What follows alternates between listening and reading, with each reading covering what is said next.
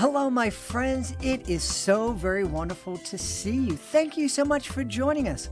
My name is Jedley, and this is Reading with Your Kids Rewind, moments worth resharing from the Reading with Your Kids podcast.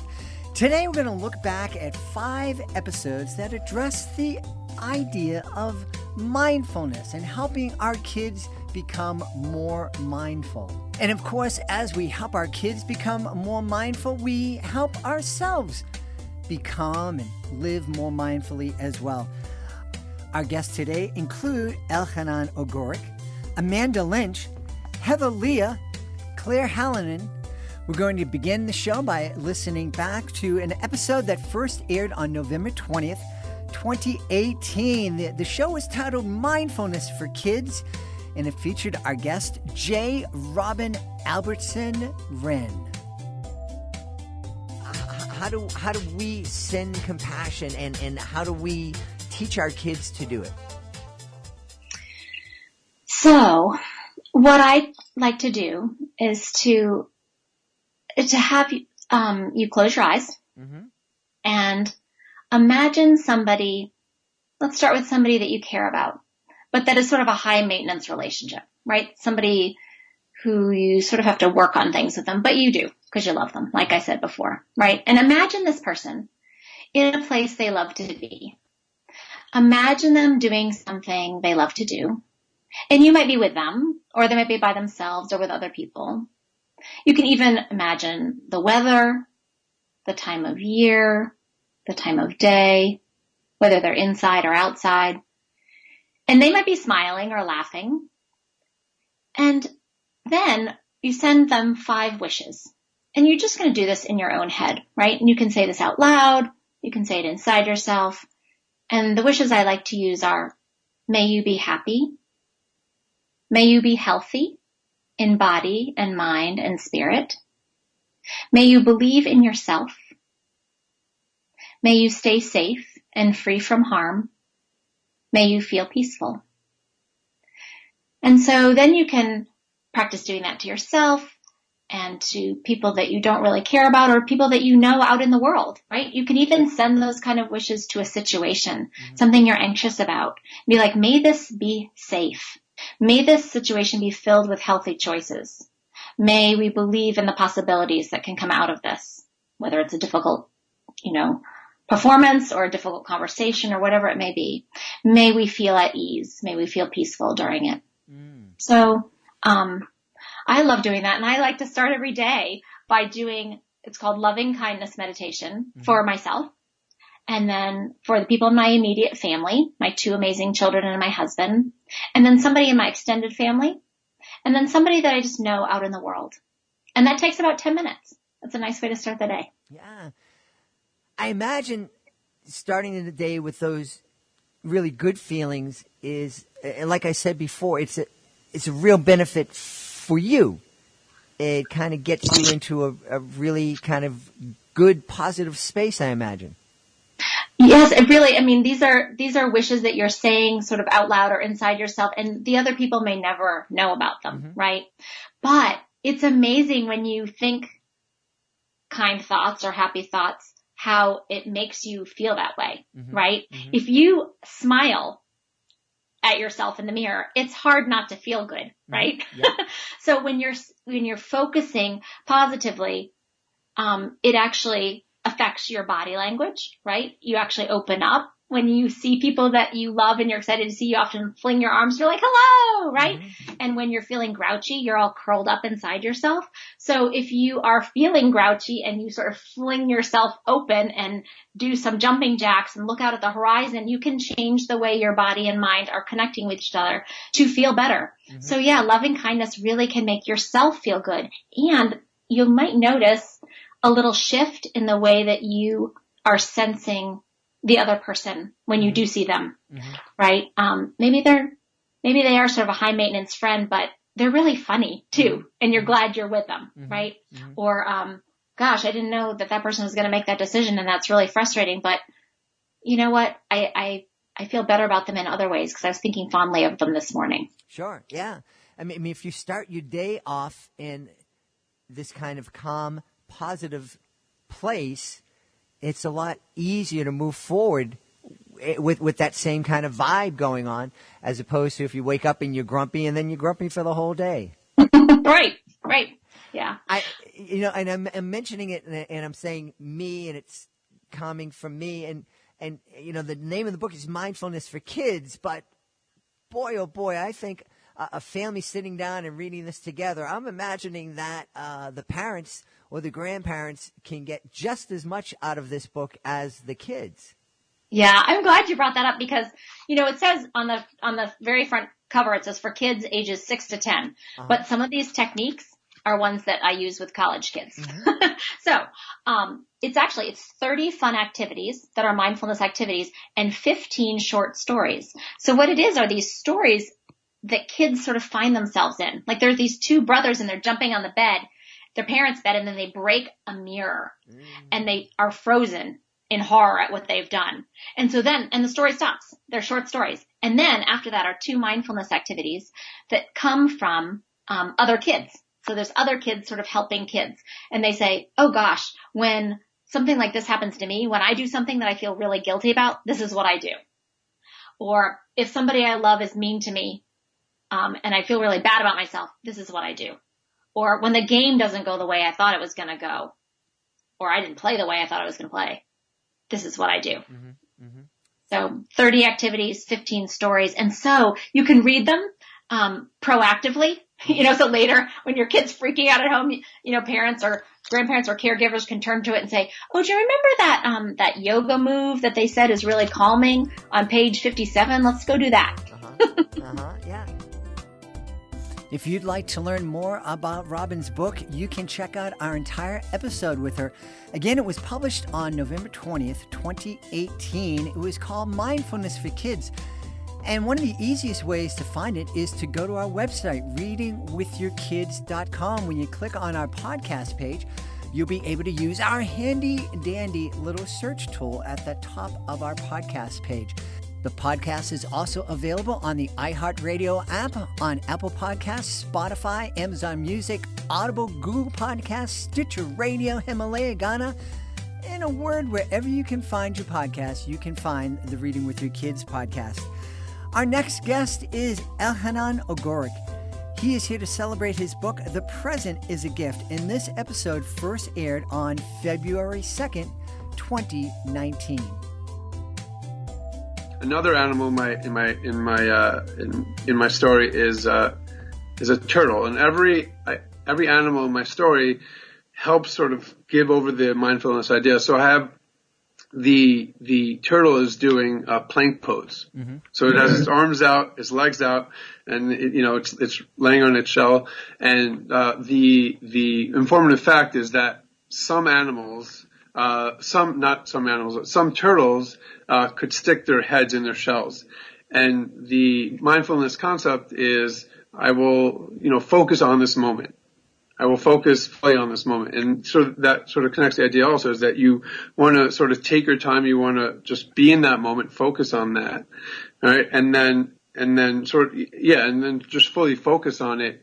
Try not to be distracted by different thoughts. And that goes into another animal in my book is a cat. And the informative fact about a cat is that cats on average sleep 16 to 18 hours a day, which is a lot of time. And the mindfulness concept is to let thoughts come and go, right? So not to hold on to thoughts. So there's an idea in mindfulness about a conveyor belt. There's visualizing a conveyor belt. The thoughts coming in and then they're continuing on. So not holding on to that to help you focus on this moment. And I also have a wolf doing downward dog. I have a seal doing boat pose, and the seal's mindfulness idea concept is to fully accept yourself, right? And the informative fact is that it has a layer of flubber that protects it, that keeps it warm in frigid waters. So the idea is that it's formed a way to be comfortable in its environment. And before the show, we talked about you being really good at visiting schools, and it's a really big part of your life, and that's so awesome. And I've done a couple of school visits, and I love them. And one of the school visits I was in a fourth grade, New York City public school, and I asked the students to share ideas, their own ideas about what they thought about the book or different connections. So this one girl said that I recently was diagnosed with diabetes, and I'm learning to accept that. I'm learning to accept that I have a diagnosis and I have to watch myself. And that to me was one of these moments that was so powerful, to know that you were able to that student was able to make that personal connection to the book. And the seal is all about accepting. So mindfulness also is about not trying to run away from the moment that you're in or the situation that you're in, is trying to fully accept it, however uncomfortable you feel. So just making that connection myself, that was really powerful. I also have, I have a squirrel, right? But one of the animals that I have is a frog, and a big idea of mindfulness is the belly breathing.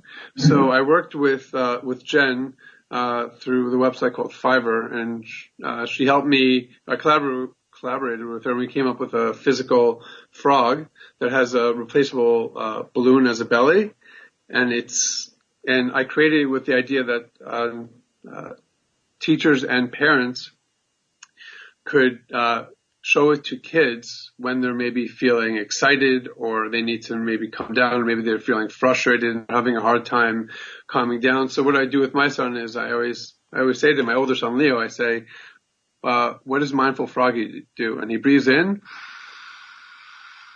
fully, then breathes out. And what I love about his practice also, I do the same, is that his practice is imperfect, and it's not about being perfect. It's about making those connections. So I use the frog, the frog is doing frog pose. But I use the frog because I think it really helps visualize. Like if kids look at frogs, and they can imagine the belly getting bigger. And that's sort of, a big part of mindfulness again, is sort of really fully taking those breaths. Elchanon's book, The Present is a Gift, is a Reading with Your Kids certified great read. And you can read our full review of Elchanon's book by going to our website, readingwithyourkids.com, clicking on the Parents Click Here page, and scrolling on down to the link to our blog. Once again, if you want to hear the entire episode with Elchanon, it was first published on February 2nd, 2019. It was named The Present is a Gift, and it can be found on our podcast page, and you can access that by going to readingwithyourkids.com. Right now, one of our favorite guests, Amanda Lynch, is here to celebrate Breathe, Baby, Breathe. This episode was first aired on February 2nd, 2020. Here's Amanda Lynch. But I mean, it brings up a serious question. My wife's been a teacher in the Boston system for 33 years, and, finding a place that is quiet and restful, and a place where you can become mindful in a lot of schools, that can be a challenge. Very much so. Yeah. And not everybody has space where they can say, okay, we have an empty classroom. So we can give you a whole classroom to use, and kids come to you as needed, or because you're doing small group social emotional support for them. Realistically, most schools don't have that space. And so another part of what I do, or, both in my personal and professional lives, is help teachers develop their own mindful practices, so that they can find ways that they can embed those things into their own classrooms. So it might be a corner. It might be having a bucket called an amygdala first aid kit, or a mindfulness kit, where it has fidgets or different things to reach and help students connect with their five senses, for students that might need to be grounded a little bit when they're feeling anxious, or feeling that they're going to slip their lid. It could also be having Velcro underneath a student's desk where they can run their hand underneath it, because that's a tip and strategy that helps them to stay focused. Finding an opportunity for kids to move. So, meditation doesn't have to be just sitting down crisscross applesauce. There are plenty of ways to meditate with walking, with focusing on your footsteps and how your feet feel when they touch the grass, or the sensation of the bottom of the, soles of your shoe, or, those kinds of things too. And I call that like dinosaur, walking like a dinosaur. Mm-hmm, mm-hmm. I've even had kids that are like not crab walking, but kind of walking across the room, kind of like Spider-Man. That's a different type of way to do walking meditation. And so really when we're talking about mindfulness, we just want students to be able to focus in that present moment and not think about what's going on at home or what happened on the bus or what happened in the cafeteria. And so allowing teachers to also have some control and feel empowered by bringing their own practice into class is something that I hope staff finds with my book as well.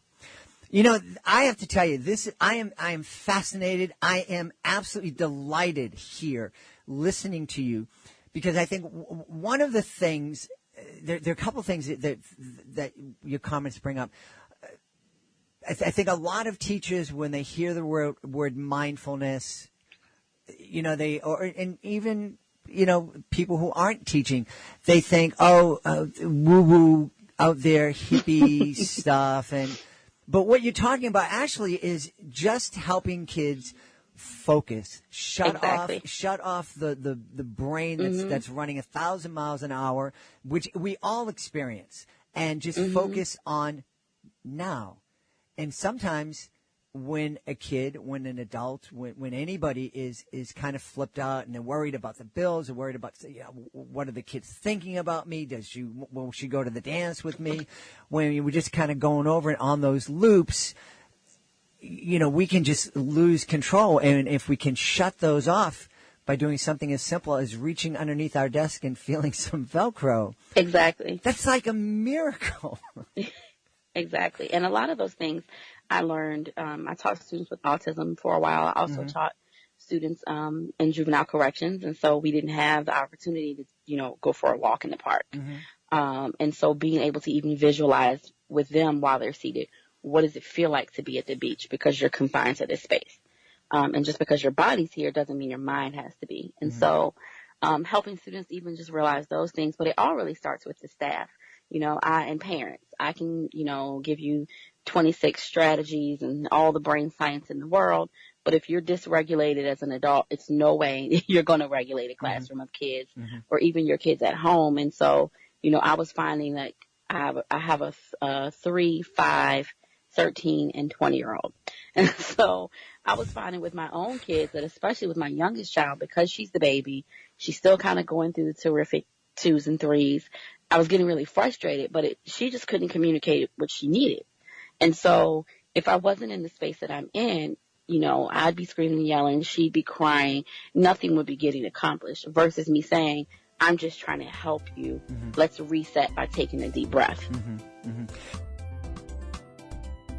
You can hear our entire conversation with Amanda Lynch at our website, readingwithyourkids.com. Search out Breathe, Baby, Breathe.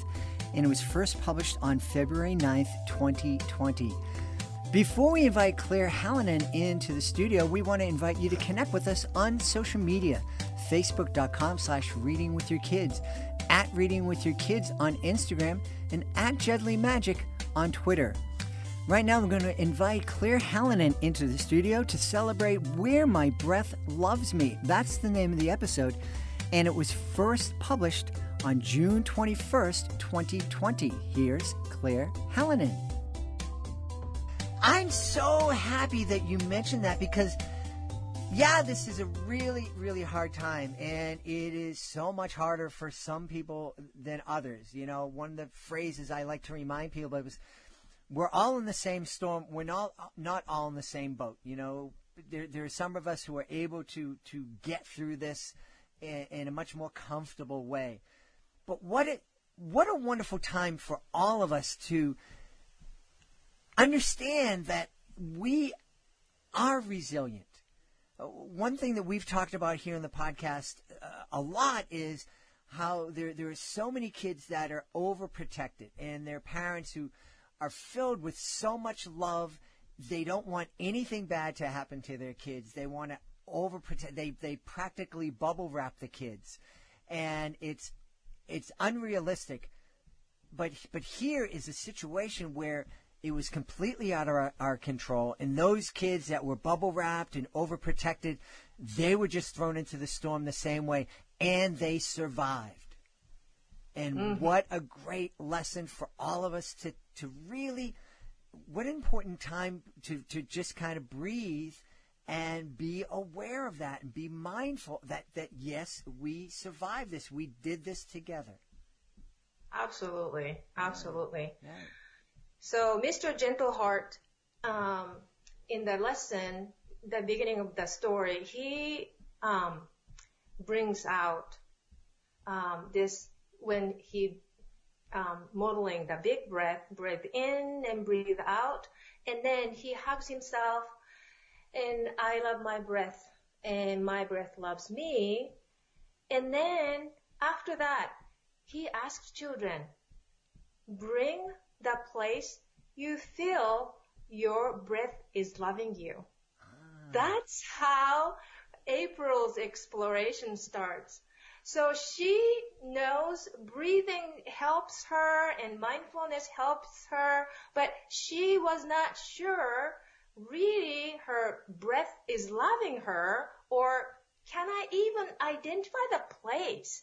So that made her more curious. See, curiosity enriches her life. And I am so glad she explored the different places. And finally, she just exploded like, Mr. Gentleheart, I don't know where exactly, because everywhere I go, I feel this. My breath is loving me. And now he's going to guide her. Stop, April. Think about your experience.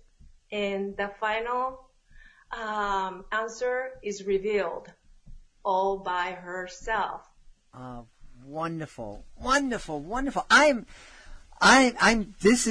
is wonderful. I think that this is just a beautiful book and such an important lesson. And I think it's an important lesson, that the lesson to help us understand that our breath, my breath loves me. That's important for me to know as an adult.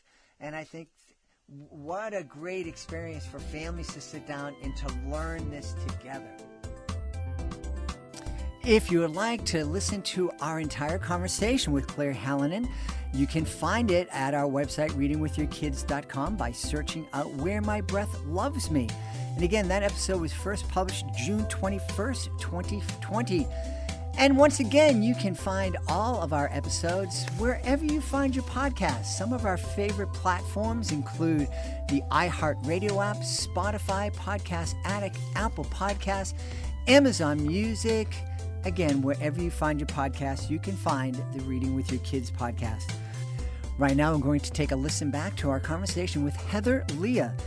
She was on a show to celebrate Let's Make Yoga Magic. That's what we called our episode, and it was first published on February 8th, 2019. Here is Heather Leah.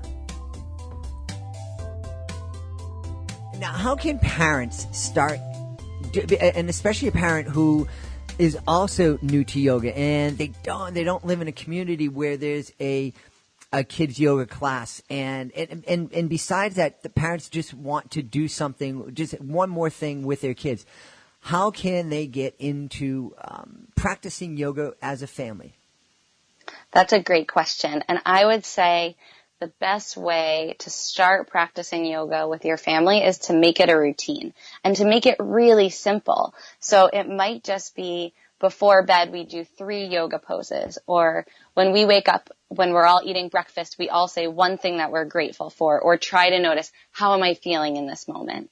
And then you can add to that routine. When it becomes really normal to do that one thing you picked, maybe you add one more thing. Oh, let's always do one partner pose when we first wake up, or just keeping it a routine, but keeping it really consistent. I know that even though I have a lot of variety in when I teach kids yoga, I always start class the same and end class the same, with listening to the singing bowl, saying kind words, and we always end with affirmations, giving our body a hug, saying words that we hope for ourselves, like I am happy, I am healthy, I am kind, and then rubbing our hands together, closing our eyes, and saying a moment of peace. And then we just sit there for 1, 2, 3 breaths. And kids, even as young as 2.5, after a couple weeks, they are doing it on their own. Like they know what to do. So I would just say it's all about the consistency and making a habit out of it. Now earlier on, I asked you to kind of address some people who might have religious concerns, and you did a great job at that. Another thing that I hear oftentimes, especially from guys my age, is when they hear someone talking about yoga, they go, "Oh, that woo-woo stuff. I'm not into that kind of woo-woo stuff." What would you say to that guy? Sure. I would say be open, take what you like, and leave the rest. Like, don't worry about it. So if you hear something that feels like, I don't believe that, or that's beyond my comfort zone, forget about it. Don't stress about it. Don't throw away the whole thing just because there's things that you don't like. If the only piece of it that you like is the physical stretching, great. Stretching's great for you. If the only thing you like is being able to take a few deep breaths and think about what you're grateful for a few moments a day, do that. Like, you don't have to do any of the rest. And I think when I try to tell people who say, "Oh, I tried yoga once, I didn't like it," I say, "Oh, there's a yoga for everyone." And it's really just about finding the teacher or the style or the element of yoga that resonates with you and being open to that. And also knowing that as we grow and change as people, different things are going to appeal to us. So the yoga that I was practicing 9 years ago when I was first introduced to it, it's very different than what my practice looks like now. And so I have to be open to always saying, this doesn't feel right. Maybe I need to go find a new teacher or a new style, or a new studio, or take a step back and work more on my meditation practice instead of my physical practice. Maybe I do need to get more into this other thing that I've heard about. So, just knowing that yoga is very fluid, just like we are. And so just being flexible with ourselves mentally to be accepting of, whatever comes, whatever sounds good. And as you were answering that guy who was saying woo woo and all that, I was taken back to my days as a college athlete and also as a high school coach. And a lot of the things that you were talking about, doing that discipline, being consistent, pushing yourself, stretching yourself, but also giving yourself affirmations and kind of, getting your mind in the right place.